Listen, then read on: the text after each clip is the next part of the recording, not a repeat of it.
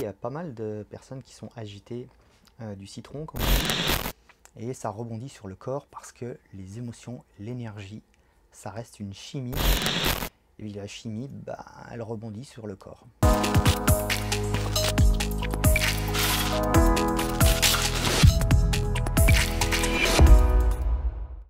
Bonjour. En ce moment, vous avez remarqué, il y a pas mal de personnes qui sont agitées du citron, comme on dit.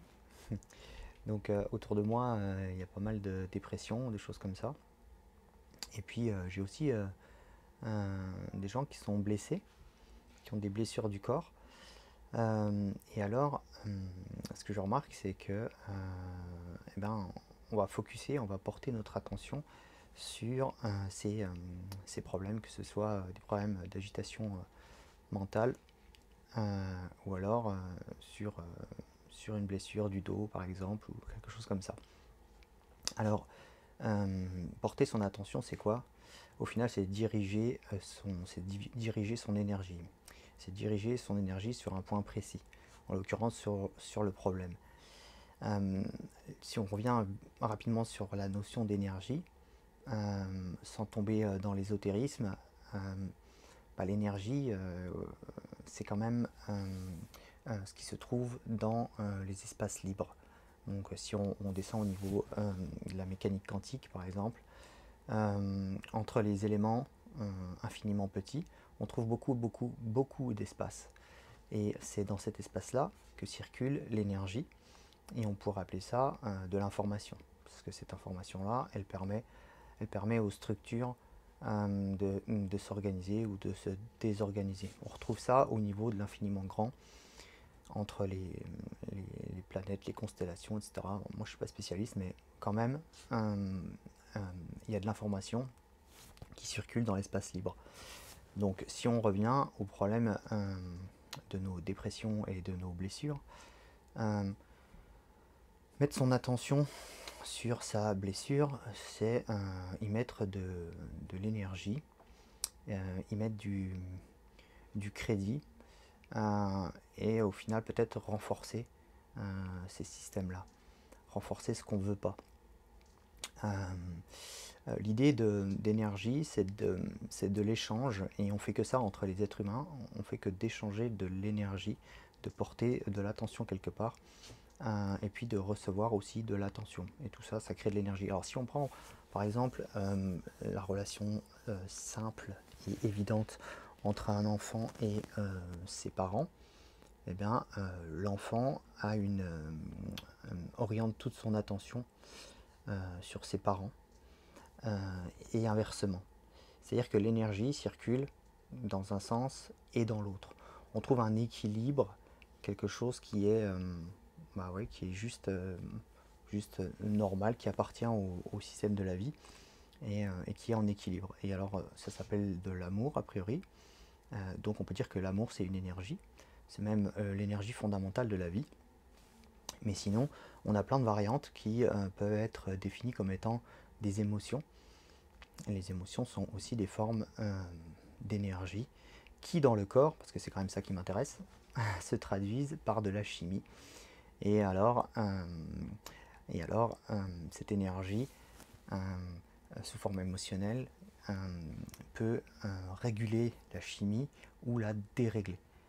D'accord? Donc si, par exemple, on va prendre des cas un peu pathologiques, si je passe ma vie à quémander de l'énergie, et que je m'amuse à chercher ça, de l'émotion, donc en regardant la télé, je vais trouver de quoi faire vibrer mon système émotionnel, mais il n'y a pas vraiment d'échange, il n'y a pas vraiment d'interaction. Il n'y a pas je donne de l'énergie et je reçois de l'énergie.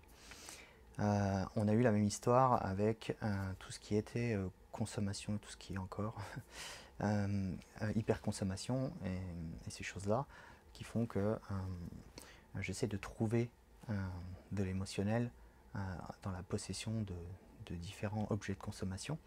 Mais encore une fois, il n'y a pas d'interaction. À partir du moment où il n'y a pas d'interaction, il n'y a pas de vie et il n'y a pas cette notion d'amour.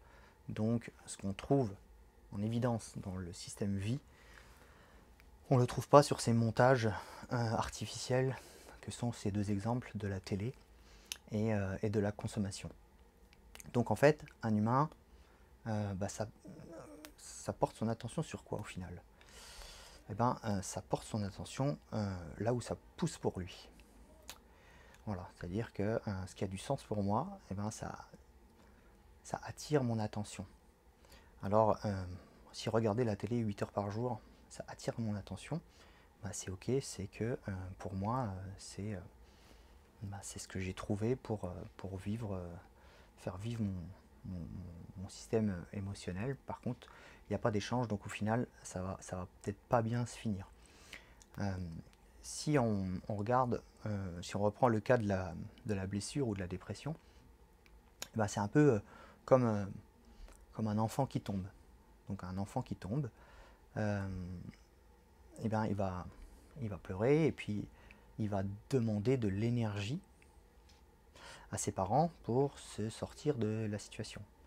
Et alors là, c'est intéressant de se dire, mais qu'est-ce que vont faire les parents si, par exemple, mon enfant est tombé et s'est un petit peu égratigné le genou? Le parent va venir, il va frotter un petit peu le genou rapidement, mais il va pas rester longtemps sur le genou en fait. Il va tout de suite prendre l'enfant et le bercer, peut-être, le prendre d'abord, le contenir. Hein, on retrouve là toutes les choses en lien avec le corps, c'est ça qui est un peu le centre de mes interventions. Il va le contenir, il va le frotter, il va le bercer, et il va, en tant que parent, s'abandonner, c'est-à-dire s'oublier complètement pour réaliser au mieux cet échange d'énergie et ce besoin d'énergie de l'enfant. Et l'enfant est considéré alors à l'étage d'enfant et non pas à l'étage de blessure. Donc on ne va pas focuser sur la blessure, on va monter d'un étage et alors du coup l'enfant va oublier sa blessure parce qu'il va être écouté à l'étage du dessus, à l'étage de sa personne, toute la créature qui représente, toute la vie qu'il représente. Donc sa vie n'est pas en danger et il est considéré. Voilà. Donc on comprend bien là le lien qu'il y a entre l'amour et la vie. À partir du moment où l'amour circule en bonne dose, au bon endroit, au bon moment, la vie reprend. Et ça va pour le parent jusqu'à oublier le temps d'un instant qu'il est pour pouvoir déverser. Donc c'est un vrai échange d'énergie fort à ce moment-là. Il y a Stephen Levin qui a une citation qui je trouve assez forte, qui dit que guérir, c'est toucher avec amour ce qui a été précédemment touché avec la peur. Donc là, on peut reprendre là ces systèmes d'énergie et comprendre que il y a cette énergie frein qui est la peur et cette énergie amour qui relance la vie.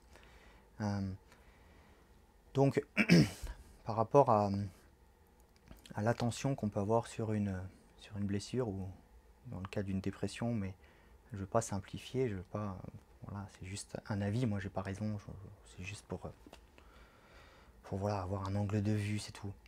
Je remarque quand même que le fait de focuser sur sa problématique, c'est mettre du crédit et c'est d'auto-alimenter par un déversement d'énergie sur le problème, comme le ferait un parent qui viendrait ausculter le genou de son enfant pendant une demi-heure au lieu de s'occuper de l'enfant.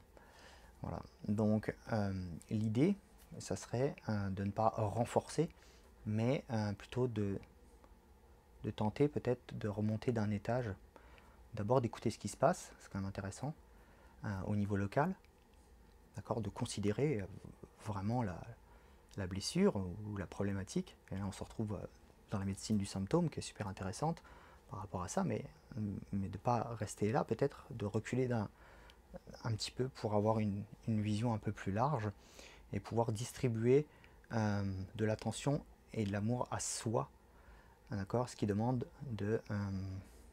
d'apprendre à s'aimer et donc d'une manière plus globale sur la personne et pas sur la problématique. Mais la problématique, enfin le problème, le symptôme, met en avant un truc plus large. En fait, c'est un petit, c'est le début du reste du problème, quoi. Enfin, c'est le problème qui a germé, on va dire.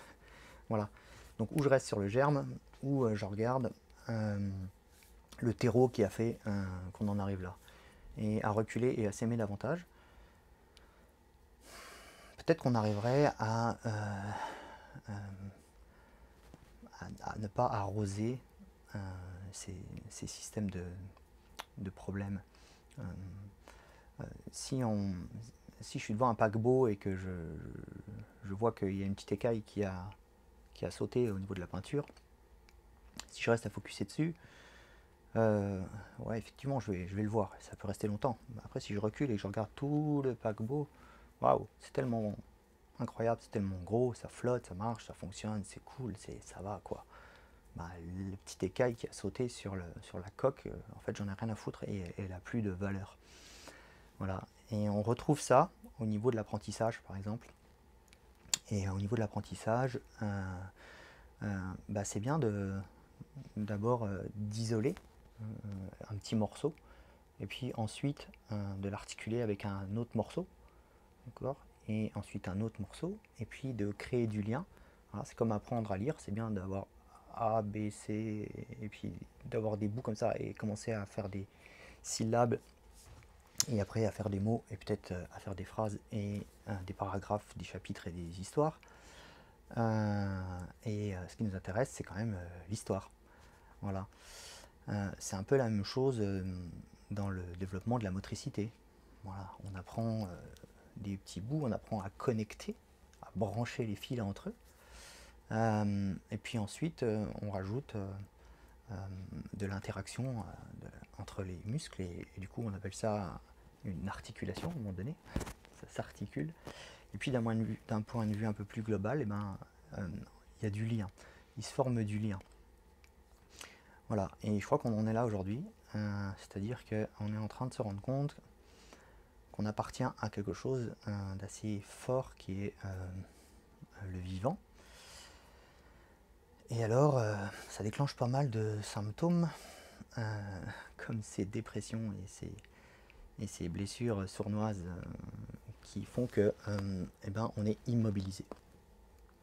Et quand on est immobilisé, et quand on ne peut plus bouger et recréer ce qu'on a toujours créé comme vie, on est obligé d'abandonner et de s'abandonner.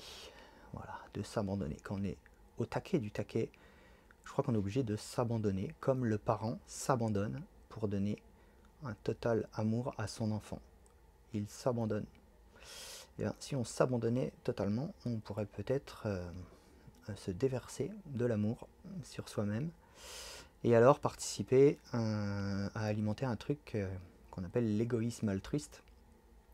C'est-à-dire qu'une fois que je suis bien remonté à mon étage d'individu, que je me suis bien arrosé d'amour, etc., mon attention va pouvoir être orientée vers le lien, la globalité, et non plus refocuser sur des petits trucs isolés comme ça de l'étage du dessous, qui sont utiles pour construire l'étage du dessus, pour arriver à ce moment de lien. Voilà. Et on en est aujourd'hui au moment du lien. Et du coup, ça secoue un peu le citron à tout le monde, et ça rebondit sur le corps, parce que les émotions, l'énergie, ça reste une chimie, et la chimie, en tout cas ça se transforme en chimie, d'accord, ça impacte la chimie du corps, et la chimie, elle rebondit sur le corps, et on retombe sur la matière. Donc on est bien parti sur une histoire d'énergie, et on finit bien sur une histoire de matière, et tout ça, ça s'interconnecte ensemble. Donc prenons soin de notre corps d'abord, si on ne sait plus quoi faire, si on ne sait pas quoi faire, si on est un peu bloqué, je crois qu'il faut revenir sur le corps. Voilà, je crois aujourd'hui vraiment qu'il faut revenir là-dessus, passer du temps à respirer, à refaire de la base, à refaire du mouvement exploratoire,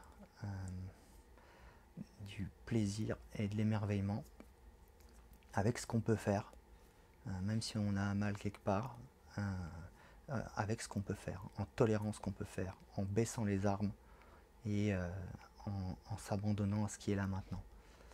Et à partir de là, je pense et j'observe que les gens retrouvent une force incroyable. Mais tant qu'on lâche pas, ça va être compliqué. Voilà, merci. Et puis vous pouvez peut-être vous abonner à la chaîne, parce qu'en fait, il n'y a pas grand monde sur cette chaîne, mais comme j'ai rien à vendre, je m'en fous un peu, mais quand même, je me rends compte que dans mon système, ça me fait plaisir. Ouais, ça fait plaisir d'avoir des gens qui s'abonnent et puis qui font des retours des fois. Et puis s'abonner aussi au mail privé. Voilà, donc ça fait un petit peu encore entonnoir commercial, mais vraiment, j'ai rien à vendre. C'est juste que ça fait plaisir d'avoir tout d'un coup un humain qui t'envoie un message, qui dit bah ça, moi, ça m'a vachement parlé parce que blablabla, ou qui te raconte un truc sur une publication, un mail privé, et qui au final n'a rien à voir avec mon angle de vue. Et alors du coup, ça me relance sur le fait que ah, il y avait un autre angle de vue et je ne savais pas. Voilà, et c'est comme ça que ça pousse, et c'est comme ça qu'on progresse. Et c'est quand même assez sympa de progresser ensemble, un peu comme ça, sur ces terrains-là. Voilà, merci.